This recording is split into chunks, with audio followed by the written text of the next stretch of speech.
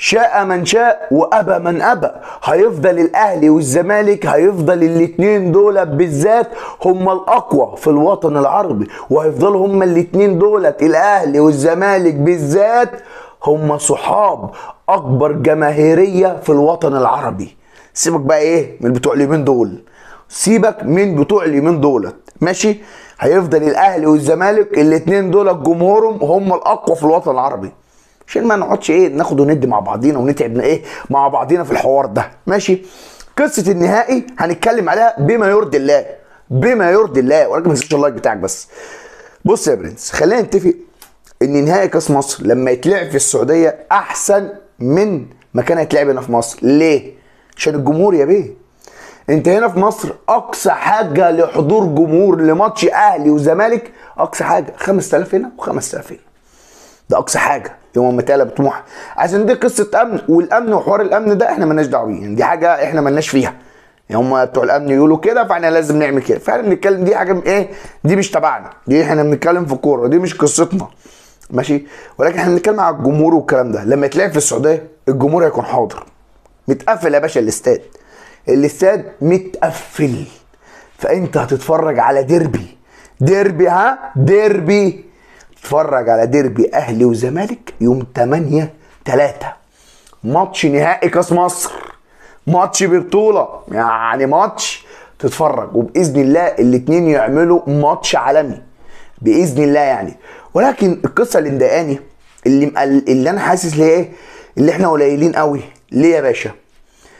الفلوس اللي اتدفعت في الماتش ده عشان يتلعب في السعوديه 2 مليون و600 الف دولار، 2 مليون و600 الف دولار، بالفرقه اللي هتكسب البطوله، بالوصيف، بالكلام ده كله، يعني كل المصاريف.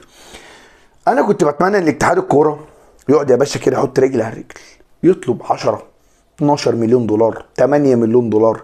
يا ابني ده اهلي وزمالك، اهلي وزمالك، هتلاقي شركات الاعلانات والحضور والجماهير والليله تحط اعلانات، فلوس داخله لك.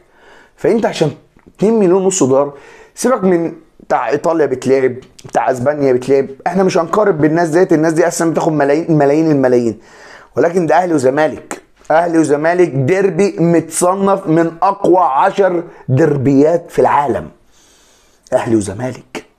فانت لازم تقعد تحط رجل على رجل وتطلب، ماشي؟ ان ماتش اهلي وزمالك نهائي كاس مصر يدفع فيه 2 مليون و600 الف دولار، حاجه قليله جدا والله، حاجه قليله جدا قوي، ما يدفعش يا باشا، ده اقل واجب 5، ده اقل واجب 5، حتى عشان يا عم ندفع الشرط الجزائي بتاع فيتوريا، نعرف نجيب، نعرف نصرف. يعني اتحاد الكوره لو طلب المبلغ ده 5-6 يا عم، 5-6 تعمل، بص يعني تعمل ايه في حوار المادي عندك، تحس ان كل مشاكلك الماديه اتحلت، هتحل كل مشاكلك بقى هتحل بقى، ماشي؟ 2.5 مليون دولار انا شايفها قليله جدا، انا شايفها قليله جدا، ولكن هفضل عند وعدي ان النهائي ده هيبقى فيه حاجه حلوه. ان تركي الشيخ من شويه قال لك ان النهائي ده هيبقى فيه مفاجآت والكلام ده، كلنا متفقين يعني ان السعوديه هتعمل حاجه تبهر، ولكن القصه انا حوار الفلوس يا باشا، الميني توك، كنت نفسي الفلوس تزيد شويه، اعلى من كده، ولكن هنعمل ايه؟ ادي الله وادي حكمته، وهيفضل ديربي الاهلي والزمالك هو الاقوى في الوطن العربي، عشان نبقى متفقين وعشان ما فيش حد يزعل مننا، فاهمني يا برنس؟ سلام.